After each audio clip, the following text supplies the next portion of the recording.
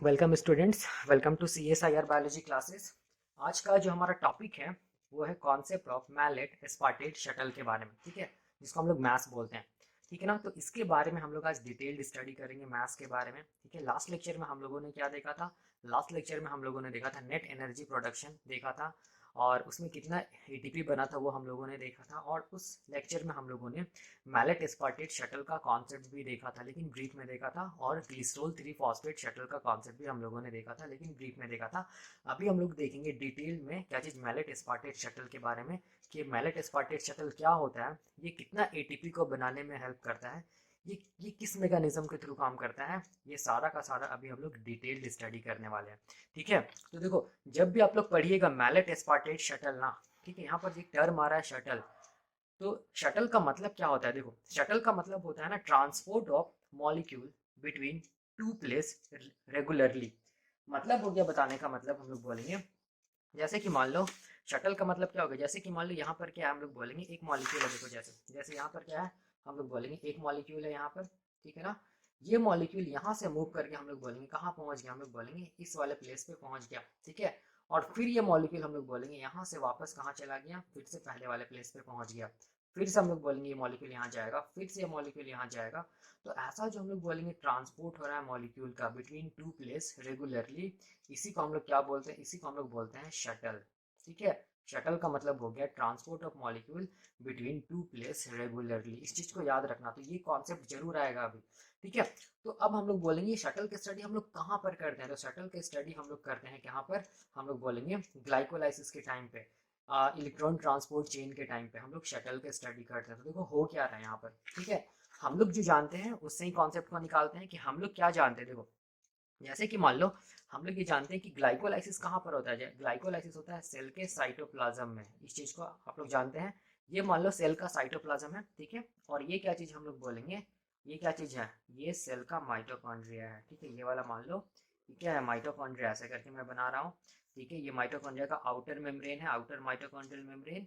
और यहाँ पर क्या होगा, ये वाला क्या चीज हम लोग बोलेंगे, इनर माइटोकॉन्ड्रियल मेम्ब्रेन है ये वाला। ठीक है, जिसको मैं ऐसे दिखा रहा हूँ, देखो। ठीक है, इसमें फोल्डिंग्स है जिसको क्रिस्टी बोलते हैं। ये क्या चीज़ है? इनर माइटोकॉन्ड्रियल मेम्ब्रेन है। और दोनों के बीच के स्पेस को हम लोग क्या बोलेंगे? Inter mitochondrial space. ये हम लोग जानते हैं। बाहर क्या है? साइटोप्लाज्म है। ठीक है, और अंदर क्या चीज़ हम लोग बोलेंगे? मैट्रिक्स है, मैट्रिक्स ऑफ क्या चीज़? माइटोकॉन्ड्रिया। इतने ही बोलेंगे ना हम लोग।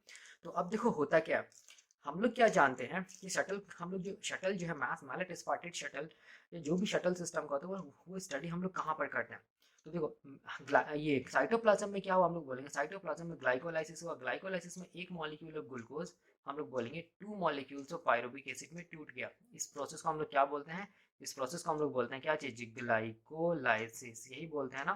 ठीक है, अब देखो, जब ग्लाइकोलाइसिस हो रहा था, जब फिर एक molecule of glucose two molecule of pyruvic acid में टूटा, तब हम लोग बोलेंगे उस टाइम पे सेल क्या करता है? 2 ATP को कंज्यूम करता है, लगाता है। 4 ATP का क्या होता है? Net gain, sorry 4 ATP produce होता है। तो नेट गेन कितना ATP का हुआ? हम लोग बोलेंगे 4 - 2 इज इक्वल टू, हम लोग बोलेंगे 2 ATP का क्या हुआ? नेट गेन हुआ ड्यूरिंग ग्लाइकोलाइसिस। हम लोग इतना जानते हैं। और हम लोग ये भी जानते हैं कि ग्लाइकोलाइसिस जब चल रहा था, या ग्लाइकोलाइसिस जब हो रहा था, तो स्टेप 6 में क्या बनता है? हम लोग बोलेंगे रिड्यूस NADH2 का फॉर्मेशन होता है। ठीक है, स्टेप सिक्स में क्या होता है ग्लाइकोलाइसिस का? रिड्यूस NADH2 का फॉर्मेशन होता है। मतलब हम लोग बोलेंगे कितना रिड्यूस NADH2 बनता है ग्लाइकोलाइसिस के टाइम पे? तो हम लोग बोलेंगे 2 मॉलिक्यूल्स ऑफ रिड्यूस NADH2 का फॉर्मेशन होता है ड्यूरिंग ग्लाइकोलाइसिस। तो ध्यान से देखो, ये जो रिड्यूस NADH2 है ना, इसके पास हम लोग बोलेंगे इलेक्ट्रॉन्स है। ये क्या है? हम लोग बोलेंगे अनस्टेबल है। ये क्या चीज हम लोग बोलेंगे? अनस्टेबल है, क्योंकि टर्म हम लोग क्या दे रहे हैं? रिड्यूस्ड NADH2, मतलब ये अनस्टेबल। इसके पास हम लोग बोलेंगे हाई एनर्जी इलेक्ट्रॉन्स है। ठीक है, तो ये क्या चाहेगा? रिड्यूस NADH2 अपना इलेक्ट्रॉन्स को कहाँ दे दे? इलेक्ट्रॉन ट्रांसपोर्ट चेन में दे दे, और उस इलेक्ट्रॉन्स का ट्रांसपोर्ट होकर फिर सेल क्या बनाए? ATP का फॉर्मेशन करे। ठीक है ना, हम लोग ये जानते हैं। और हम लोग क्या जानते हैं कि माइटोकॉन्ड्रिया के, देखो ये वाला माइटोकॉन्ड्रिया का अगर आउटर मेम्ब्रेन है, ये माइटोकॉन्ड्रिया का इनर मेम्ब्रेन है, और बीच वाला इंटर माइटोकॉन्ड्रियल स्पेस है। तो हम लोग क्या जानते हैं कि माइटोकॉन्ड्रिया के इनर मेम्ब्रेन में क्या मिलता है? इलेक्ट्रॉन ट्रांसपोर्ट चेन मिलता है, ये हम लोग जानते हैं। तो इलेक्ट्रॉन ट्रांसपोर्ट चेन में जो पहला जो ये होता है कॉम्पोनेंट, उसको हम लोग कॉम्प्लेक्स 1 बोलते हैं, कॉम्प्लेक्स 1 है। दूसरा जो कंपोनेंट होता है उसको हम लोग बोलते हैं क्या चीज? कॉम्प्लेक्स 2। तीसरा जो कंपोनेंट होता है इसको हम लोग बोलते हैं कॉम्प्लेक्स 3। चौथा जो कंपोनेंट होता है इसको हम लोग बोलते हैं कॉम्प्लेक्स 4। और पांचवा मतलब एक मतलब मॉलिक्यूल होता है ऑक्सीजोम, जिसको हम लोग कॉम्प्लेक्स 5 के नाम से जानते हैं, लेकिन ये इलेक्ट्रॉन ट्रांसपोर्ट चेन का पार्ट नहीं होता है, ठीक है, क्योंकि इससे कोई भी इलेक्ट्रॉन ट्रांसपोर्ट नहीं होता है, ठीक है। तो ये क्या चीज़ है, इलेक्ट्रॉन ट्रांसपोर्ट चेन है, जो कि कहाँ प्रेजेंट है, इनर माइटोकॉन्ड्रियल मेम्ब्रेन में, ठीक है। और हम लोग क्या जानते हैं, हम लोग ये जानते हैं कि माइटोकॉन्ड्रिया के मैट्रिक्स में क्या चलता है, क्रेब्स साइकिल चलता है, ये हम लोग जानते हैं, ठीक है। तो क्रेब्स साइकिल चलता है, तो क्रेब्स साइकिल के टाइम पे भी क्या बन रहा है, रिड्यूस NaDH2 बन रहा है, ये अनस्टेबल है, और क्या बन रहा है हम लोग बोलेंगे, रिड्यूस FADH2 भी बन रहा है, FADH2 भी बन रहा है, ये भी अनस्टेबल है, ठीक है। तो हम लोग क्या जानते हैं कि जो रिड्यूस FADH2 है, वो रिड्यूस FADH2 अपना इलेक्ट्रॉन्स को किसको देगा, कॉम्प्लेक्स 2 को देता है, हमेशा याद रखना, रिड्यूस FADH2 अपना इलेक्ट्रॉन्स को किसको देता है, कॉम्प्लेक्स 2 को देता है, ठीक है ना, ठीक है। और रिड्यूस NaDH2 जो है, रिड्यूस NaDH2 जो क्रेब्स साइकिल का जो रिड्यूस NaDH2 है, वो हमेशा अपना इलेक्ट्रॉन्स को किसको देगा, वो हमेशा अपना इलेक्ट्रॉन्स को किसको देगा, कॉम्प्लेक्स 1 को देगा, ये हम लोग जानते हैं, ठीक है। और हम लोग ये भी जानते हैं कि जब रिड्यूस FADH2 अपना इलेक्ट्रॉन्स को कॉम्प्लेक्स 2 को देता है, तो कॉम्प्लेक्स 2 से जब इलेक्ट्रॉन ट्रांसपोर्ट चेन चलेगा, तो हमेशा हम लोग बोलेंगे कितना ATP बनेगा, 1.5 ATP का फॉर्मेशन होगा, ये हम लोग जानते हैं। एक रिड्यूस FADH2 जब ऑक्सीडाइज हुआ कॉम्प्लेक्स 2 के थ्रू, तो 1.5 ATP का फॉर्मेशन होगा। और क्रेब्स साइकिल का हम लोग बोलेंगे, एक रिड्यूस NaDH2 ऑक्सीडाइज किससे होता है, कॉम्प्लेक्स 1 से होता है, ठीक है। और ये कितना ATP को बनाता है, हम लोग बोलेंगे 2.5 ATP को बनाता है। ये तो क्रेब्स साइकिल का FADH2 और NaDH2 का बात की है, ठीक है। ये तो आसानी से क्या कर सकता है, क्रेब्स साइकिल का NaDH2 और FADH2 इलेक्ट्रॉन ट्रांसपोर्ट चेन में इंटर कर सकता है। क्रेब्स साइकिल का जो NaDH2 था, वो हम लोग बोलेंगे कॉम्प्लेक्स 1 को अपने इलेक्ट्रॉन्स देगा, और क्रेब्स साइकिल का जो FADH2 था, वो किसको देगा, कॉम्प्लेक्स 2 को अपने इलेक्ट्रॉन्स को देगा, ठीक है, और 1.5 ATP बनाएगा, ठीक है ना। ये हम लोग जान रहे हैं, देखो ये क्रेब्स साइकिल का NaDH2 और FADH2 को इलेक्ट्रॉन ट्रांसपोर्ट चेन में इंटर करना ईजी है, ठीक है ना, इस चीज को याद रखना। लेकिन लेकिन देखो ध्यान से, लेकिन यहाँ पर जो रिड्यूस NaDH2 बना है, किस टाइम हम लोग बोलेंगे, ग्लाइकोलाइसिस के टाइम पे, वो रिड्यूस NaDH2 को भी क्या करना है, इलेक्ट्रॉन ट्रांसपोर्ट चेन में अपने इलेक्ट्रॉन्स को देना है, ठीक है।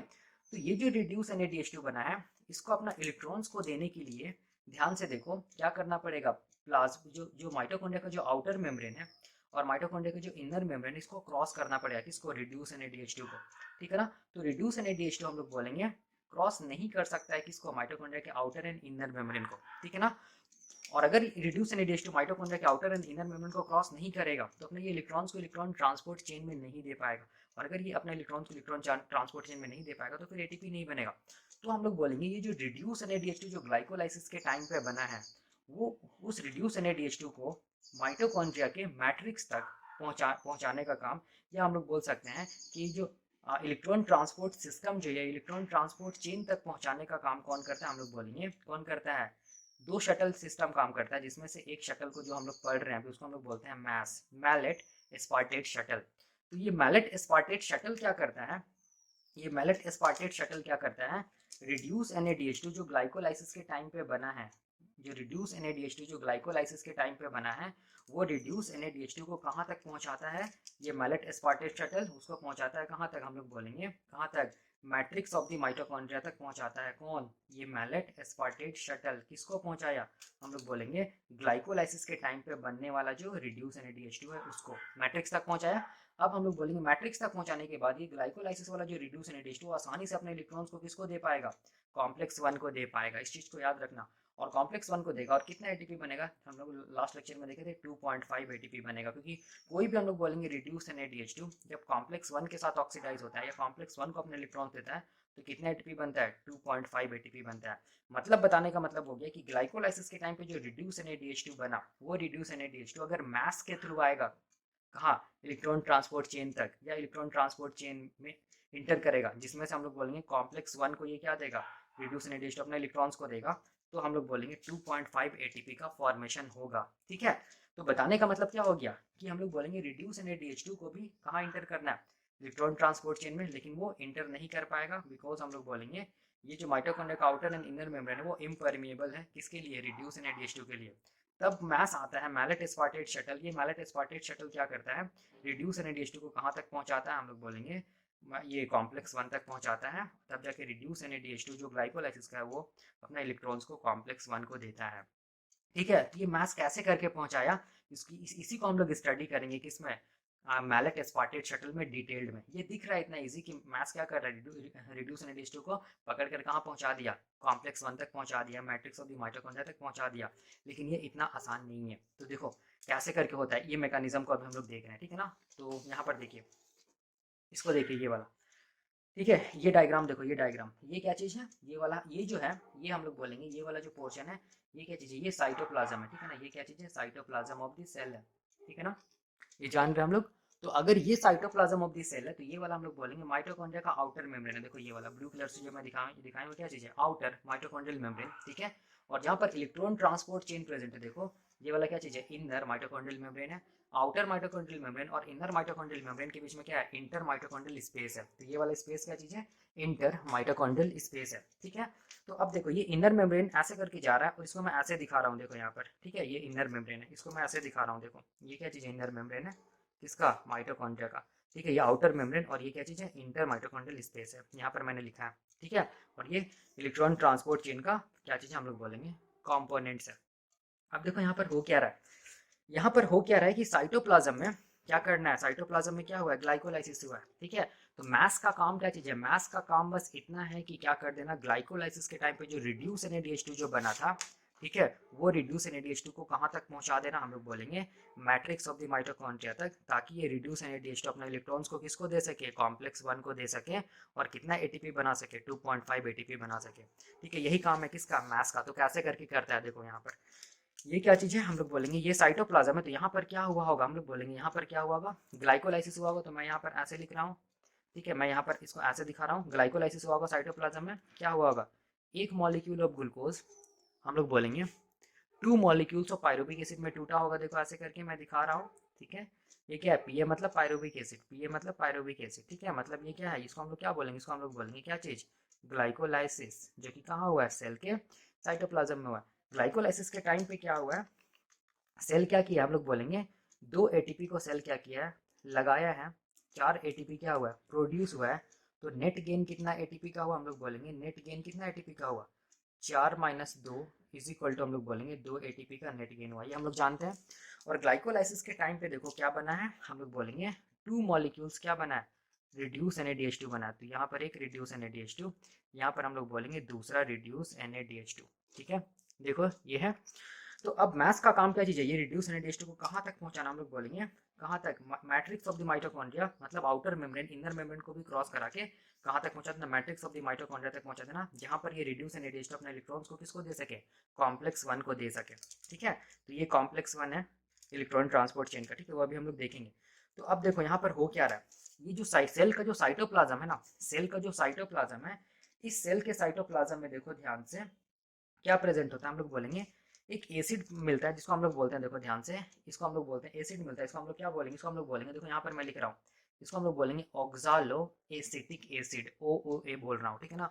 ऑक्सालो एसिटिक एसिड कहाँ मिल रहा है, हम लोग बोलेंगे सेल के साइटोप्लाज्म में। ध्यान से देखिएगा, ठीक है, कैसे करके मैथ्स क्या कर रहा है, रिड्यूस NaDH2 को कहाँ तक पहुंचा रहा है, मैट्रिक्स ऑफ द माइटोकॉन्ड्रिया तक, और फिर रिड्यूस NaDH2 अपने इलेक्ट्रॉन्स को किसको दे रहा है, complex 1 of the electron transport chain. तो वो क्या रहा है, देखो सेल के साइटोप्लाज्म में क्या मिल रहा है, ऑक्सालो एसिटिक एसिड मिल रहा है, ठीक है, OOA का मतलब ऑक्सालो एसिटिक एसिड, ठीक है। तो अब देखो, अब ये जो ऑक्सालो एसिटिक एसिड है ना, ये ऑक्सालो एसिटिक एसिड हम लोग बोलेंगे किसमें ये हो जाएगा, कन्वर्ट हो जाएगा, देखो ध्यान से किसमें कन्वर्ट हो जाएगा, हम लोग बोलेंगे मैलिक एसिड में, या हम लोग बोलेंगे क्या चीज, मैलेट में, ठीक है। मैलिक एसिड या मैलेट लिख रहा हूँ, मैलेट, ठीक है, ठीक है। और इसको कन्वर्ट करने के लिए एक एंजाइम मिलता है, जिसको हम लोग बोलते हैं क्या चीज, देखो मैं लिख रहा हूँ मैलेट डिहाइड्रोजिनेज, ऐसे लिख रहा हूँ, डिहाइड्रोजिनेज एंजाइम है, जो क्या कर रहा है, जो हम लोग बोलेंगे ऑक्सालो एसिटिक एसिड को किस में कन्वर्ट कर दे रहा है, मैलेट में कन्वर्ट कर दे रहा है।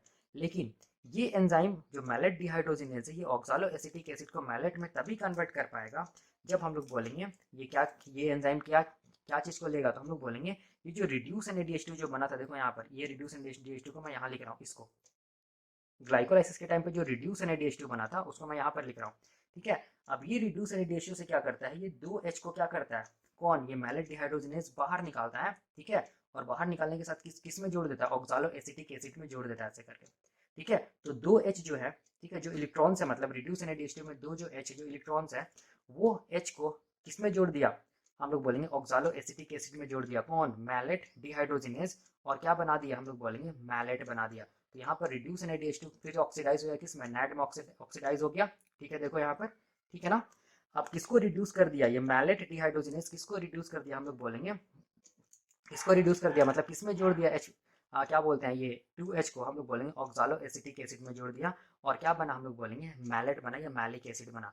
तो ये मैलिक एसिड क्या चीज़ हम लोग बोलेंगे अनस्टेबल है, ये क्या चीज़ हम लोग बोलेंगे अनस्टेबल है ये मैलिक एसिड, ठीक है। क्योंकि ये मैलिक एसिड में क्या चीज़ हम लोग बोलेंगे ये इलेक्ट्रॉन्स है, ठीक है। किसका इलेक्ट्रॉन्स हम लोग बोलेंगे रिड्यूस NaDH2 का इलेक्ट्रॉन्स, जो जिसको हम लोग H2 के फॉर्म में दिखा रहे हैं, वो किस में जुड़ गया ऑक्सालो एसिटिक एसिड में जुड़ गया, कौन जुड़ा मैलेट डिहाइड्रोजिनेस, और ये ऑक्सालो एसिटिक एसिड हम लोग बोलेंगे तब एक अनस्टेबल मॉलिक्यूल में चेंज हो गया जिसको हम लोग बोलेंगे मैलेट, ठीक है। और ये रिड्यूस NaDH2 किस में ऑक्सीडाइज हो गया, देखो नैड में ऑक्सीडाइज हो गया। अब ये नैड फिर से ग्लाइकोलाइसिस होगा, फिर से हम लोग बोलेंगे क्या चीज में रिड्यूस NaDH2 में चेंज होगा, फिर से ये ऐसा साइकिल चलता रहेगा, ठीक है। तो ये मैलेट क्या चीज है अभी देखो अनस्टेबल है। जैसे हम लोग बोलेंगे ये जो रिड्यूस NaDH2 हुआ था, सिमिलरली ये जो रिड्यूस NaDH2 उसके लिए भी सेम मैकेनिज्म है, ठीक है। तो इतना काम कहाँ हुआ हम लोग बोलेंगे, इतना काम हुआ सेल के साइटोप्लाज्म में हुआ, ठीक है, हम लोग जान रहे हैं। अब देखो अब क्या होगा, अब ये जो मैलेट है ना, ये मैलेट क्या करेगा देखो ध्यान से, ये माइटोकॉन्ड्रिया का आउटर मेम्ब्रेन है, ये माइटोकॉन्ड्रिया का क्या चीज है इनर मेम्ब्रेन है। आउटर मेम्ब्रेन में कुछ प्रोटीन मिलता है और इनर मेम्ब्रेन में भी कुछ प्रोटीन मिलता है, वो दोनों प्रोटीन मिल के क्या करता है हम लोग बोलेंगे एक ट्रांसपोर्टर का फॉर्म करता है, जिसको हम लोग क्या बोलेंगे ट्रांसपोर्टर का फॉर्मेशन करता है, इसको हम लोग बोलते हैं एंटीपोर्टर। तो हम लोग क्या बोलेंगे ये एंटीपोर्टर का नाम हम लोग देखेंगे क्या है, ये एंटीपोर्टर के थ्रू ये जो मैलेट है ना मैलेट, ये मैलेट हम लोग बोलेंगे कहाँ आ जाता है, कहाँ आ जाता है हम लोग बोलेंगे कहाँ जाता है मैट्रिक्स ऑफ द माइटोकॉन्ड्रिया। ये क्या चीज़ हम लोग बोलेंगे, ये वाला क्या है मैट्रिक्स ऑफ क्या चीज़ माइटोकॉन्ड्रिया है, ये हम लोग जानते हैं माइटोकॉन्ड्रिया। ये मैलेट कहाँ आ गया देखो ध्यान से, ये मैलेट आ गया कहाँ पर हम लोग बोलेंगे मैट्रिक्स ऑफ द माइटोकॉन्ड्रिया में, ये अनस्टेबल है ये, ठीक है। इस एंटीपोर्टर का नाम अभी पता चल जाएगा क्या चीज़ है, ठीक है ना। तो ये जब हम लोग बोलेंगे जो एंटीपोर्टर, एंटीपोर्टर वैसा प्रोटीन होता है, वैसा ट्रांसपोर्ट प्रोटीन होता है जो हम लोग बोलेंगे दो मॉलिक्यूल्स को ट्रांसपोर्ट करता है ऑपोजिट डायरेक्शन में। तो यहाँ पर मैलेट अगर अंदर आ रहा है किसके अंदर हम लोग बोलेंगे माइटोकॉन्ड्रिया के मैट्रिक्स में, तो यहाँ पर क्या होगा एक मॉलिक्यूल होगा जो हम लोग बोलेंगे क्या होगा बाहर की तरफ भी तो मूव करेगा, तभी तो ये एंटीपोर्टर हुआ ना। तो उस मॉलिक्यूल को हम लोग क्या बोलते हैं, उस मॉलिक्यूल को हम लोग देखो बोलते हैं, यहाँ पर मैं लिख रहा हूँ, इसको हम लोग बोलते हैं अल्फा, देखिए कीटो ग्लू टारेट, क्या बोलते हैं अल्फा कीटो ग्लूटारेट, ठीक है। तो मैलेट अंदर आया, कौन बाहर गया हम लोग बोलेंगे अल्फा कीटो ग्लूटारेट, मैट्रिक्स से मैट्रिक्स ऑफ द माइटोकॉन्ड्रिया से कहाँ चला गया सेल के साइटोप्लाज्म में चला गया। तो मैं यहाँ पर लिख रहा हूँ अल्फा कीटो ग्लूटारेट चला गया देखो यहाँ पर, ठीक है। तो ये क्या चीज हो गया एंटीपोर्टर हो गया, एंटीपोर्टर का मतलब क्या चीज ये मैलिक एसिड से एक डायरेक्शन में गया है मूव किया है, दूसरा हम लोग बोलेंगे अल्फा कीटो ग्लूटारिक एसिड या ग्लूटारेट दूसरे डायरेक्शन में मूव किया है। तो ये क्या चीज हो गया एंटीपोर्टर हो गया। और इस एंटीपोर्टर को हम लोग मोर स्पेसिफिकली क्या बोलेंगे, बोलेंगे क्या चीज malate alpha keto glutarate antiporter, more specifically इसका नाम हम लोग निकाल लिए, ठीक है। अब देखो अब क्या होगा, देखो अब ये मैलेट अनस्टेबल है, ठीक है। क्यों अनस्टेबल है, क्योंकि ये जो रिड्यूस NaDH2 है उसका जो इलेक्ट्रॉन्स था उसको लिया है कौन, हम लोग बोलेंगे कौन लिया है ऑक्सालो एसिटिक एसिड, और किस में चेंज हो गया मैलेट में चेंज हो गया, मतलब जो अनस्टेबल जो इलेक्ट्रॉन्स है वो किस में आ गया मैलेट में आ गया, ये मैलेट अनस्टेबल, ठीक है। और ये काम कौन कर रहा है मैलेट डिहाइड्रोजिनेज, और ये रिड्यूस NaDH2 ऑक्सीडाइज हो गया नैड में, नैड मतलब ये स्टेबल फॉर्म है, ठीक है। अब देखो अब ये जो अनस्टेबल मैलेट है वो मैलेट कहाँ पहुंच गया हम लोग बोलेंगे माइटोकॉन्ड्रिया के मैट्रिक्स में। तो अब मैट्रिक्स में क्या होगा देखो ध्यान से, मैट्रिक्स में हम लोग बोलेंगे एक एंजाइम मिलता है, ठीक है ना। मैट्रिक्स में क्या मिलेगा एक एंजाइम मिलता है, इसको मैं ऐसे दिखा रहा हूँ यहाँ पर ऐसे, ठीक है ना। उस एंजाइम का नाम क्या चीज़ है, देखो मैं यहाँ पर लिख रहा हूँ उस एंजाइम का नाम है क्या चीज़, हम लोग बोलेंगे माइटोकॉन्ड्रियल, ऐसे लिख रहा हूँ mitochondrial malate, mitochondrial malate dehydrogenase, क्या बोलेंगे डिहाइड्रोजिनेज, इस चीज को याद रखना। यहाँ भी देखो मैलेट डिहाइड्रोजिनेज था, लेकिन इसको हम लोग क्या बोलेंगे, इसको हम लोग बोलेंगे साइटोप्लाज्मिक, साइटोप्लाज्मिक मैलेट डिहाइड्रोजिनेज बोलेंगे। और यहाँ पर जो एंजाइम मिल रहा है उसको हम लोग क्या बोलेंगे माइटोकॉन्ड्रियल मैलेट डिहाइड्रोजिनेज, ठीक है। तो अब ये माइटोकॉन्ड्रियल मैलेट डिहाइड्रोजिनेज क्या करेगा, नाम से ही लग रहा है माइटोकॉन्ड्रियल मैलेट डिहाइड्रोजिनेज है ना, तो इसका मतलब डिहाइड्रोजिनेज है, मतलब ये क्या करेगा मैलेट से जो हाइड्रोजन जो जुड़ा हुआ था, जो इलेक्ट्रॉन जो जुड़ा था उसको उसको क्या करेगा रिमूव करेगा, ठीक है। तो ये क्या किया जो H जो जुड़ा था H2 जो जुड़ा था किसमें ऑक्सालो एसिटिक एसिड में, और क्या बना था मैलेट बना था, उस मैलेट से अनस्टेबल से हम लोग बोलेंगे H2 को हटा देगा, ठीक है, मतलब इलेक्ट्रॉन्स को हटा देगा। तो हटा देगा तो हम लोग बोलेंगे उस इलेक्ट्रॉन्स को गेन कौन करेगा, देखो उस इलेक्ट्रॉन्स को गेन कौन करेगा, यहाँ पर कौन करेगा गेन, हम लोग बोलेंगे नैड। नैड को हम लोग बोलते हैं यूनिवर्सल इलेक्ट्रॉन एक्सेप्टर। और ये किस में चेंज हो जाएगा, हम लोग बोलेंगे रिड्यूस NaDH2 में, अनस्टेबल मॉलिक्यूल में चेंज हो जाएगा, ठीक है। और ये H2 कुछ नहीं है, ये H2 कौन वाला, हम लोग बोलेंगे ये वाला H2 है, ठीक है। देखो ध्यान से, ये H2 क्या है, इलेक्ट्रॉन्स है, या हम लोग बोल सकते हैं अनस्टेबल मॉलिक्यूल है, ठीक है। रिड्यूस NaDH2 क्या अनस्टेबल है, वो अनस्टेबल क्यों है, बिकॉज हम लोग बोलेंगे इसके पास इलेक्ट्रॉन्स है, और उस इलेक्ट्रॉन्स को हम लोग नहीं दिखा पा रहे, किस फॉर्म में दिखा रहे हैं, H2 के फॉर्म में दिखा रहे हैं, ठीक है। तो ऑक्सालो एसिटिक एसिड में ये H2 को जोड़ दिया गया था, किसके थ्रू, हम लोग बोलेंगे किसके थ्रू, ये साइटोप्लाज्मिक मैलेट डिहाइड्रोजिनेज जोड़ा था। साइटोप्लाज्मिक मैलेट डिहाइड्रोजिनेज क्या किया था, रिमूव किया था किसको, ये H2 को, ठीक है। तो नैड क्या हो गया, ऑक्सीडाइज हो गया, और ये H2 को किसमें जोड़ दिया, ऑक्सालो एसिटिक एसिड में, तब जाके हम लोग बोलेंगे अनस्टेबल मैलेट बन गया, मतलब इलेक्ट्रॉन्स किसमें आ गया, मैलेट में अब आ गया, ठीक है। अब ये मैलेट अनस्टेबल होकर कहाँ इंटर किया, हम लोग बोलेंगे कहाँ इंटर किया, मैट्रिक्स ऑफ द माइटोकॉन्ड्रिया में, किसके थ्रू, एंटीपोटर के थ्रू। उस एंटीपोटर को क्या बोलेंगे, मैलेट अल्फा कीटोग्लूटारेट एंटीपोटर, मतलब मैलेट जब इंटर करेगा तो हम लोग बोलेंगे इस एंटीपोटर से अल्फा कीटोग्लूटारेट कहाँ जाएगा, कहाँ जाएगा, हम लोग बोलेंगे मैट्रिक्स से साइटोप्लाज्म की तरफ जाएगा, ठीक है। तो अब जो भी इलेक्ट्रॉन्स था मैलेट में, वो इलेक्ट्रॉन्स को हम लोग बोलेंगे कौन गेन करेगा, तो हम लोग बोलेंगे गेन कौन करेगा, नैड गेन करेगा। नैड क्या करेगा, क्या करेगा, ये अनस्टेबल जो इलेक्ट्रॉन्स है उसको गेन कर लेगा, गेन ऑफ इलेक्ट्रॉन हुआ नैड में, तो हम लोग क्या बोलेंगे, इसको gain of electron is known as reduction, तो इसको हम लोग क्या बोलेंगे, रिड्यूस NaDH2 का फॉर्मेशन हुआ, कहाँ पर, देखो ध्यान से, कहाँ पर फॉर्मेशन हुआ, मैट्रिक्स ऑफ द माइटोकॉन्ड्रिया में। और ये काम कौन करा रहा है, ये काम कौन करा रहा है, हम लोग बोलेंगे माइटोकॉन्ड्रियल मैलेट डिहाइड्रोजिनेज। तो जैसे ही हम लोग बोलेंगे मैलिक एसिड या मैलेट से, ठीक है, इलेक्ट्रॉन्स हटा, ठीक है, वैसे हम लोग बोलेंगे मैलिक एसिड फिर से किस में चेंज हो जाएगा, ऑक्सालो एसिटिक एसिड में चेंज हो जाएगा। देखो ध्यान से, कहाँ पर हुआ ये, मैट्रिक्स ऑफ द माइटोकॉन्ड्रिया में, ठीक है ना, ठीक है। अब देखो ध्यान से देखो, तो ग्लाइकोलाइसिस का जो रिड्यूस NaDH2 था ना, वो रिड्यूस NaDH2 कैसे करके देखो कहाँ पर बना, फिर से हम लोग बोलेंगे मैट्रिक्स ऑफ द माइटोकॉन्ड्रिया में देखो बन गया, ठीक है। तो अब देखो, अब ये इसका क्या होता है तो हम लोग देखेंगे, अभी देखो अब क्या होगा, ऑक्सालो एसिटिक एसिड बना, मतलब इससे क्या हो गया, हम लोग बोलेंगे जो इलेक्ट्रॉन्स है, जो H2 है, वो हम लोग बोलेंगे रिमूव हो गया मैलिक एसिड से या मैलेट से, और ये मैलेट किस में चेंज हो गया, ऑक्सालो एसिटिक एसिड में चेंज हो गया, ठीक है। और ये काम को कराने वाला एंजाइम को हम लोग बोलेंगे माइटोकॉन्ड्रियल मैलेट डिहाइड्रोजिनेज, नाम से ही लग रहा है वैसा एंजाइम जो मैलिक एसिड से क्या किया होगा, मैलेट से क्या किया होगा, H को हटाया होगा, तभी हम लोग इसको क्या बोल रहे हैं, डिहाइड्रोजिनेज बोल रहे हैं, ठीक है। और वो H कुछ नहीं है, वो अनस्टेबल इलेक्ट्रॉन है, उसको रिसीव कौन किया होगा, हम लोग बोलेंगे माइटोकॉन्ड्रिया के मैट्रिक्स में मिलने वाला universal electron acceptor NAD. NAD जैसे ही रिसीव किया तो ये नैड क्या हो गया, हम लोग बोलेंगे रिड्यूस हो गया, जिसको हम लोग क्या बोलेंगे NaDH2, या हम लोग बोलेंगे अनस्टेबल हो गया। अब देखो अब क्या होगा, ये जो ऑक्सालो एसिटिक एसिड बना है ना, ये ऑक्सालो एसिटिक एसिड देखो क्या क्या होता है, यहाँ पर एक प्रोसेस होगा, देखो ध्यान से, ये ऑक्सालो एसिटिक एसिड हम लोग बोलेंगे कन्वर्ट हो जाएगा, देखो ध्यान से, यहाँ पर एक नया मॉलिक्यूल में जिसको हम लोग बोलते हैं एस्पार्टेट, क्या बोलेंगे, एस्पार्टेट, ठीक है, ये इसको हम लोग क्या बोलेंगे, एस्पार्टेट।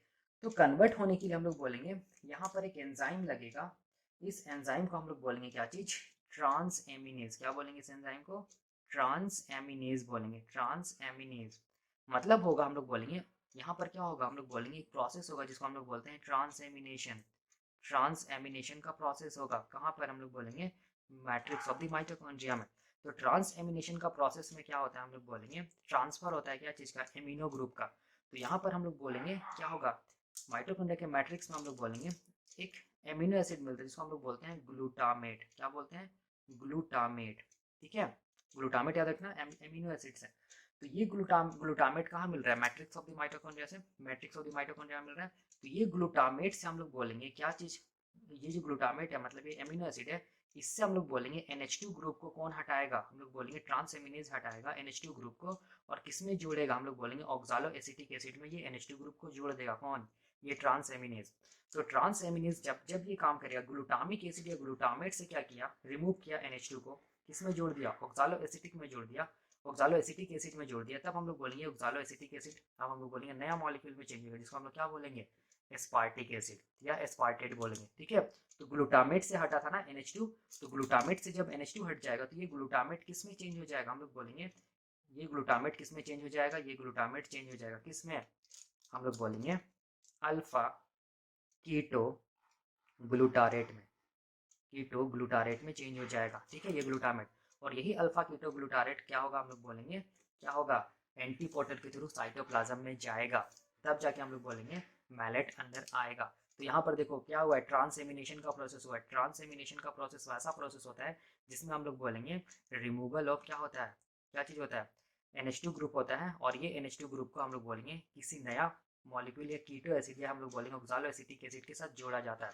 इसको हम लोग बोलते हैं ट्रांसएमिनेशन। तो यहाँ पर भी देखो ऑक्सालो एसिटिक एसिड के साथ क्या किसको जोड़ा गया है, NH2 ग्रुप को जोड़ा गया है, ठीक है। तब जाके ये ऑक्सालो एसिटिक एसिड जब NH2 ग्रुप से जुड़ा तब हम लोग बोलेंगे क्या चीज़, एमिनो ग्रुप से जुड़ा तब हम लोग बोलेंगे ये नया एक कंपाउंड में कन्वर्ट हो गया जिसको हम लोग बोलेंगे एस्पार्टेट, ठीक है। और इस प्रोसेस को हम लोग बोलते हैं ट्रांसएमिनेशन। ट्रांसएमिनेशन के लिए जो एंजाइम चाहिए वो ट्रांसएमिनेज होता है, ठीक है ना। और देखो ध्यान से यहाँ पर NH2 ग्रुप कहाँ से आया, तो हम लोग बोलेंगे ग्लूटामेट से आया, और ये ग्लूटामेट कहाँ पर प्रेजेंट है, मैट्रिक्स ऑफ द माइटोकॉन्ड्रियम। तो ये ग्लूटामेट जो है उससे ही हम लोग बोलेंगे NH2 ग्रुप को हटाया गया और किसमें जोड़ा गया, ऑक्सालो एसिटिक एसिड में जोड़ा गया, तब जाके ये ऑक्सालो एसिटिक एसिड किसमें चेंज हो गया, एस्पार्टिक एसिड या एस्पार्टेट में। और इस प्रोसेस को हम लोग बोलते हैं ट्रांसएमिनेशन। और जो एंजाइम यहाँ पर काम किया उसको हम लोग बोलेंगे ट्रांसएमिनेज। तो किससे हटा था NH2 ग्रुप, हम लोग बोलेंगे ग्लूटामेट से हटा था NH2 ग्रुप, ठीक है। तो जैसे ही ग्लूटामेट से NH2 ग्रुप हट जाएगा, अमीनो ग्रुप हट जाएगा, तो ये ग्लूटामेट अब किस में चेंज हो जाएगा, ये ग्लूटामेट हम लोग बोलेंगे अल्फा कीटो ग्लूटारेट में चेंज हो जाएगा। वही अल्फा कीटो ग्लूटारेट देखो यहाँ पर क्या हुआ है, हम लोग बोलेंगे अब ये मैट्रिक्स ऑफ द माइटोकॉन्ड्रिया से साइटोप्लाज्म में क्या हुआ है, हम लोग बोलेंगे ट्रांसपोर्ट हुआ है, जिसके ये ट्रांसपोर्ट हुआ है, और हम लोग बोलेंगे मैलेट क्या हुआ है, अंदर आया, ठीक है। मतलब ये एंटीपोटर क्या चीज़ में हेल्प किया, अल्फा कीटो ग्लूटारेट को मैट्रिक्स ऑफ द माइटोकॉन्ड्रिया से साइटोप्लाज्म की तरफ मूव कराया, और हम लोग बोलेंगे मैलिक एसिड को साइटोप्लाज्म से मैट्रिक्स ऑफ द माइटोकॉन्ड्रिया में मूव कराया, ठीक है ना। तो यहाँ तक तो समझ में आता है। तो अब देखो अब ये स्पार्टेट का क्या होगा, ध्यान से देखो, ये एस्पार्टेट हम लोग बोलेंगे। अब देखो ये एस्पार्टेट जो है वो एस्पार्टेट क्या होगा, ये जो एंटीपोटर है इस एंटीपोटर से होते होते ये एस्पार्टेट कहाँ चला जाएगा, देखो ध्यान से, साइटोप्लाज्म में चला जाएगा ये एस्पार्टेट, ठीक है। मैट्रिक्स ऑफ द माइटोकॉन्ड्रिया में बना था ये एस्पार्टेट, ठीक है, लेकिन ये एंटीपोटर से होते हुए कहाँ पहुंच जाएगा, हम लोग बोलेंगे साइटोप्लाज्म में पहुंच जाएगा। ये एंटीपोटर का नाम क्या है ये भी पता चल जाएगा, ठीक है ना। तो देखो अब क्या होगा, ये एंटीपोटर किसको ये किया है, ट्रांसपोर्ट एस्पार्टेट को किया है ना। एंटीपोटर इसका मतलब अगर अगर एक मॉलिक्यूल हम लोग बोलेंगे एक डायरेक्शन में मूव करे तो दूसरा मॉलिक्यूल क्या होगा, हम लोग बोलेंगे दूसरे डायरेक्शन में मूव करेगा ना। तो दूसरा मॉलिक्यूल क्या होगा, तो हम लोग बोलेंगे वो दूसरा मॉलिक्यूल क्या होगा, वो दूसरा मॉलिक्यूल होगा क्या चीज़, हम लोग बोलेंगे ग्लूटामेट होगा, क्या होगा, ग्लूटामेट, याद रखना ग्लूटामेट होगा वो दूसरा मॉलिक्यूल। तभी तो ये एंटीपोटर है ना। एंटीपोटर का काम क्या है कि दो मॉलिक्यूल्स को मूव कराना, क्या चीज़ हम लोग बोलेंगे ऑपोजिट डायरेक्शन में, ठीक है। तो इस एंटीपोटर को हम लोग क्या बोलेंगे, इस एंटीपोटर को हम लोग बोलेंगे एस्पार्टेट। एस्पार्टेट क्या चीज़, ग्लूटामेट, ग्लूटामेट एंटीपोटर, क्या बोलेंगे एस्पार्टेट ग्लूटामेट एंटीपोटर, ठीक है ना। यहाँ तक तो समझ में आया। अब देखिए ध्यान से यहाँ पर क्या होगा, देखो ये जो एस्पार्टेट है, ठीक है, अब ये एस्पार्टेट में एक प्रोसेस होगा, इसको हम लोग बोलते हैं डीएमिनेशन का प्रोसेस, ठीक है। क्या होगा, डीएमिनेशन होगा, और ये एस्पार्टेट किसमें फिर से चेंज हो जाएगा, ऑक्सालो एसिटिक एसिड में चेंज हो जाएगा। तो यहाँ पर क्या होगा, हम लोग बोलेंगे डीएमिनेशन होगा, डीएमिनेशन का प्रोसेस होगा, ठीक है। डीएमिनेशन का प्रोसेस वैसा प्रोसेस होता है जिसमें हम लोग बोलेंगे कि हम लोग बोलेंगे जो एमिनो ग्रुप होता है, ये क्या चीज़ है, एस्पार्टिक एसिड हम लोग बोलेंगे, ये क्या चीज़ हम लोग बोलेंगे एमिनो एसिड है, एस्पार्टेट एमिनो एसिड है। तो ये हम लोग बोलेंगे डीएमिनेशन में क्या होगा, एस्पार्टिक एसिड से क्या हटेगा, हम लोग बोलेंगे एमिनो ग्रुप हट जाएगा, जिसको हम लोग NH2 बोलते हैं। NH2 ग्रुप क्या होगा, हट गया, रिमूवल होगा NH2 ग्रुप का, तो इसको हम लोग क्या बोलेंगे डीएमिनेशन। और यहाँ पर जो एंजाइम काम करेगा उसको हम लोग क्या बोलेंगे, डीएमिनेज बोलेंगे, क्या बोलेंगे डीएमिनेज। तो डीएमिनेज का काम क्या चीज़ है, एस्पार्टिक एसिड से किसको हटाना, NH2 ग्रुप को हटाना या एमिनो ग्रुप को हटा देना। तो अब ये जैसे हम लोग बोलेंगे डीएमिनेशन हुआ कहाँ पर, साइटोप्लाज्म में, ठीक है। तो ये एस्पार्टिक एसिड से NH2 ग्रुप निकला, तो ये एस्पार्टिक एसिड किस में चेंज हो जाएगा, फिर से ऑक्सालो एसिटिक एसिड में चेंज हो जाएगा, ठीक है। और ये साइकिल चलता रहेगा, ठीक है ना। देखो ध्यान से, ठीक है, यहाँ पर क्या हुआ, डीएमिनेशन में एंजाइम क्या चाहिए, डीएमिनेज। तो किससे हटा है, NH2 ग्रुप एस्पार्टिक एसिड से हटा है, और ये एस्पार्टिक एसिड से हट के हम लोग बोलेंगे ये एस्पार्टिक एसिड से जैसे NH2 ग्रुप हटाया तो ये एस्पार्टिक एसिड किस में चेंज हो गया, ऑक्सालो एसिटिक एसिड में चेंज हो गया, ठीक है ना। ये हम लोग को पता है। अब देखो अब क्या होगा, ये जो NH2 ग्रुप है इसका क्या होगा, तो ये NH2 ग्रुप हम लोग बोलेंगे फिर से किसके साथ जुड़ जाएगा, ये NH2 ग्रुप किसके साथ जुड़ जाएगा, अल्फा कीटो ग्लूटारेट के साथ जुड़ जाएगा, ठीक है। और क्या बन जाएगा, हम लोग बोलेंगे क्या बन जाएगा, ग्लूटामेट बन जाएगा। देखो ध्यान से, ये NH2 ग्रुप किसके साथ जुड़ गया, अल्फा कीटो ग्लूटारेट के साथ जुड़ गया, और हम लोग बोलेंगे क्या बन गया, ग्लूटामेट एमिनो एसिड बन गया। और यही ग्लूटामेट देखो फिर क्या होगा, हम लोग बोलेंगे कि क्या होगा, ये एंटीपोटर के थ्रू कहाँ जाएगा, साइटोप्लाज्म से कहाँ गया, मैट्रिक्स ऑफ द माइटोकॉन्ड्रिया में गया। ठीक है, अब ये ग्लूटामेट ही देखो यहाँ पर क्या चीज़ को, ये यही ग्लूटामेट क्या चीज़ का, देखो यही ग्लूटामेट है, यहाँ पर मैं इसको दिखा रहा हूँ, यही ग्लूटामेट है, देखो ध्यान से। ठीक है, यही ग्लूटामेट में क्या होगा, हम लोग बोलेंगे ट्रांसएमिनेशन का प्रोसेस होगा। ठीक है, तब जाके एस्पार्टिक एसिड बनेगा। तो इसी को हम लोग क्या बोलते हैं, इसी को हम लोग बोलते हैं malate aspartate shuttle. Malate aspartate इसीलिए बोल रहे क्योंकि देखो सबसे फर्स्ट क्या बना, हम लोग बोलेंगे मैलिक एसिड बना। ठीक है, मैलेट बना, उसके बाद क्या बना, देखो यहाँ पर एस्पार्टेट बना। ठीक है, इसीलिए इसको हम लोग क्या बोलते हैं, मैलेट एस्पार्टेट शटल या malic acid aspartic acid shuttle. तो इसका मेन काम क्या हुआ, देखो ध्यान से, मेन काम क्या हुआ, जो रिड्यूस NADH2 जो ग्लाइकोलाइसिस के टाइम पे बना था, वो रिड्यूस NADH2 को देखो ये कहाँ पर ये करा दिया, देखो ध्यान से, कहाँ ये करा दिया, मूव करा दिया, देखो कहाँ मूव करा दिया, मैट्रिक्स ऑफ द माइटोकॉन्ड्रिया में मूव करा दिया। ठीक है, तो यही इसका काम होता है कि इसका मैलेट एस्पार्टेट शटल का काम होता है। तो अब देखो, अब ये जो रिड्यूस NADH2 अनस्टेबल, ये मैट्रिक्स ऑफ द माइटोकॉन्ड्रिया में आ गया, तो अब क्या होगा, तो हम लोग बोलेंगे अब क्या होगा, तो ये रिड्यूस NADH2 आसानी से इलेक्ट्रॉन ट्रांसपोर्ट चेन में इंटर कर जाएगा। तो ये इनर मेम्ब्रेन है, ये इंटर माइटोकॉन्ड्रियल स्पेस, ये आउटर मेम्ब्रेन है, तो ये क्या हो जाएगा, कॉम्प्लेक्स 1 हो जाएगा, C1 लिख रहा हूँ, ये यूबिक्विनोन मॉलिक्यूल है। ये क्या हो जाएगा, कॉम्प्लेक्स 3 हो जाएगा, ये क्या हो जाएगा, कॉम्प्लेक्स 4 हो जाएगा, और ये क्या हो जाएगा, हम लोग बोलेंगे कॉम्प्लेक्स 5 या ऑक्सीजोम हो जाएगा। ये हम लोग पढ़े हैं, ठीक है, आप लोग देख लीजिएगा प्रीवियस लेक्चर। ठीक है, और हम लोग क्या जानते हैं कि कॉम्प्लेक्स 1 के पास क्या होता है, हम लोग बोलेंगे बाइंडिंग साइट होता है, जो कि किस तरह फेस करता है, मैट्रिक्स ऑफ द माइटोकॉन्ड्रिया, और इस बाइंडिंग साइट को हम लोग क्या बोलते हैं, रिड्यूस NADH2 बाइंडिंग साइट। क्या बोलेंगे, रिड्यूस NADH2 बाइंडिंग साइट बोलते हैं। ठीक है, हम लोग जानते हैं। तो NADH2 साइट ऑफ जो ग्लाइकोलाइसिस का जो NADH2 वो कहाँ पर आ गया, देखो मैट्रिक्स ऑफ द माइटोकॉन्ड्रिया में आ गया। तो अब ये NADH2 हम लोग बोलेंगे अपना इलेक्ट्रॉन्स को किसको देगा, कॉम्प्लेक्स 1 को देगा, ऐसे करके। ठीक है, देखो दे दिया कॉम्प्लेक्स 1 को अपने इलेक्ट्रॉन्स, और ये किसमें ऑक्सीडाइज हो जाएगा, हम लोग बोलेंगे NAD में। ठीक है, यहाँ पर क्या हो गया, कॉम्प्लेक्स 1 के थ्रू ये रिड्यूस NADH2 ऑक्सीडाइज हुआ, और अपने इलेक्ट्रॉन्स को किसको दे दिया, कॉम्प्लेक्स 1 को दे दिया, देखो ध्यान से, कॉम्प्लेक्स 1 को दे दिया। कॉम्प्लेक्स 1 से इलेक्ट्रॉन्स कहाँ जाएगा, यूबिक्विनोन मॉलिक्यूल में, तो ये यूबिक्विनोन मॉलिक्यूल है वो किस में चेंज हो जाएगा, यूबिक्विनोल में चेंज हो जाएगा, रिड्यूस हो जाएगा। और इस टाइम पे हम लोग बोलेंगे कितना प्रोटॉन मूव करेगा मैट्रिक्स ऑफ द माइटोकॉन्ड्रिया से इंटर माइटोकॉन्ड्रियल स्पेस, हम लोग बोलेंगे 4 प्रोटॉन मूव करेगा मैट्रिक्स ऑफ द माइटोकॉन्ड्रिया से इंटर माइटोकॉन्ड्रियल स्पेस में। हम लोग पढ़े हैं, आप लोग देख लीजिएगा प्रीवियस लेक्चर। अब ये जो यूबिक्विनोल मॉलिक्यूल ये अनस्टेबल है, ये क्या होगा, हम लोग बोलेंगे हाइड्रोफोबिक मॉलिक्यूल होता है, ये लिपिड बाइलेयर में आसानी से क्रॉस कर सकता है, सॉरी आसानी से मूव कर सकता है। तो ये यूबिक्विनोल मॉलिक्यूल मूव करते करते कॉम्प्लेक्स 2 को क्रॉस करेगा, कॉम्प्लेक्स 2 से क्रॉस करते करते ये कहाँ पहुंच जाएगा, कॉम्प्लेक्स 3 में अपना इलेक्ट्रॉन्स को दे देगा। ठीक है, कॉम्प्लेक्स 3 में जैसे अपने इलेक्ट्रॉन्स को देगा, तो कॉम्प्लेक्स 3 में इलेक्ट्रॉन्स का क्या होगा, हम लोग बोलेंगे क्यू मैनर में इलेक्ट्रॉन्स फ्लो होगा। ठीक है, और हम लोग बोलेंगे ये इलेक्ट्रॉन्स फिर बाहर निकलेगा और कहाँ इंटर कर जाएगा, कॉम्प्लेक्स 4 में इंटर कर जाएगा। ठीक है ना, तो कॉम्प्लेक्स 3 में जब ये इलेक्ट्रॉन्स मूव कर रहा होता है, तो उस टाइम पे हम लोग बोलेंगे कॉम्प्लेक्स 3 से का जो प्रोटॉन चैनल है, उस प्रोटॉन चैनल से फिर 4 proton matrix of the mitochondria से कहाँ मूव करेगा, इंटर माइटोकॉन्ड्रियल स्पेस की तरफ मूव करेगा। ठीक है, अब देखो ध्यान से, अब ये जो इलेक्ट्रॉन्स हो जाए जैसे ही कॉम्प्लेक्स 4 में जाएगा, ठीक है, कॉम्प्लेक्स 4 से इलेक्ट्रॉन्स कहाँ जाएगा, matrix of the mitochondria, matrix of the mitochondria में हम लोग बोलेंगे इलेक्ट्रॉन का फाइनल एक्सेप्टर क्या होगा, नेसेंट ऑक्सीजन, और ये 2H+ के प्रेजेंस में हम लोग बोलेंगे क्या बना देगा, मेटाबॉलिक वाटर बना देगा। ठीक है, इसको बोलेंगे मेटाबॉलिक वाटर, जो कि मेटाबॉलिक रिएक्शन में हेल्प करता है। तो इस टाइम पे भी क्या होगा, हम लोग बोलेंगे 2 प्रोटॉन, इस टाइम पे क्या होगा, 2 proton matrix of the mitochondria से मूव करेगा और कहाँ चला जाएगा, इंटर माइटोकॉन्ड्रियल स्पेस में चला जाएगा। ठीक है, तो अब देखो ध्यान से, यहाँ पर देखो ऑल टुगेदर कितना प्रोटॉन्स मूव किया मैट्रिक्स ऑफ द माइटोकॉन्ड्रिया से इंटर माइटोकॉन्ड्रियल स्पेस में, हम बोलेंगे 4 + 4 + 2 10 प्रोटॉन्स मूव किया। तो प्रोटॉन का कॉन्सेंट्रेशन यहाँ पर मैट्रिक्स में क्या हो गया, हम लोग बोलेंगे कम हो गया, और इंटर माइटोकॉन्ड्रियल स्पेस में क्या हो गया, प्रोटॉन का कॉन्सेंट्रेशन ज़्यादा हो गया।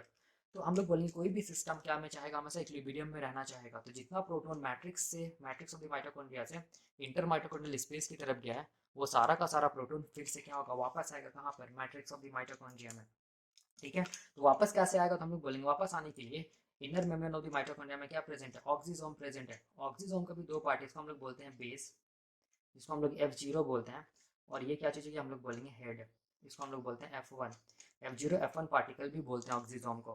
ठीक है, तो ऑक्सीजोम का बेस जो है वो हम लोग बोलेंगे जो माइटोकॉन्ड्रिया का जो इनर मेम्ब्रेन है, जो लिपिड बाइलेयर उसमें इम्बेडेड है, तो इस बेस में हम लोग बोलेंगे देखो ये क्या चीज़ है, प्रोटोन का चैनल है। ठीक है, ये क्या चीज़ है, प्रोटोन का चैनल है। तो ये जो प्रोटोन का चैनल देखो देख रहे हो यहाँ पर, ये क्या चीज़ है, हम लोग बोलेंगे क्या चीज़ है, प्रोटोन का चैनल है, H+ चैनल। ठीक है, प्रोटोन चैनल। तो ये चैनल एक बार में कितना H प्लस को ला सकता है, हम लोग बोलेंगे 4H प्लस को ला सकता है। कहाँ से कहाँ, इंटर माइटोकॉन्ड्रियल स्पेस से कहाँ, हम लोग बोलेंगे माइटोकॉन्ड्रियल मैट्रिक्स की तरफ। तो एक बार में कितना H प्लस आएगा, हम लोग बोलेंगे 4H प्लस आएगा। कहाँ, मैट्रिक्स ऑफ द माइटोकॉन्ड्रिया में। तो देखो 4H प्लस आया मैट्रिक्स ऑफ द माइटोकॉन्ड्रिया में, ठीक है। फिर हम जब ये 4H प्लस आ रहा होता है मैट्रिक्स ऑफ द माइटोकॉन्ड्रिया में ऑक्सीजोम के थ्रू इंटर माइटोकॉन्ड्रियल स्पेस से, तो यहाँ पर क्या होता है, हम लोग बोलेंगे ऑक्सीजोम में प्रोटोन मोटिव फोर्स डेवलप होता है। प्रोटोन मोटिव फोर्स का मतलब प्रोटोन के मूवमेंट के कारण जो फोर्स डेवलप हो उसको बोलते हैं प्रोटोन मोटिव फोर्स। और ये फोर्स इतना सफिशिएंट होता है कि जो हेड ऑफ द ऑक्सीजोम होता है उसको 120 डिग्री एंगल में ये रोटेट करा देता है, जिसके कारण हम लोग बोलेंगे क्या बनता है, एक एटीपी का फॉर्मेशन होता है। तो इसका मतलब 4H प्लस से क्या हुआ, हम लोग बोलेंगे एक एटीपी बना। फिर से 4H प्लस आएगा वापस, तो फिर से क्या होगा, हम लोग बोलेंगे फिर से एक एटीपी बनेगा, ठीक है। और फिर कितना बच गया 2H प्लस, फिर लास्ट में क्या आएगा 2H प्लस आएगा, तो हम लोग बोलेंगे कितना एटीपी बनेगा, 4 से 1 बन रहा था तो 2 से कितना बनेगा 0.5 एटीपी बनेगा।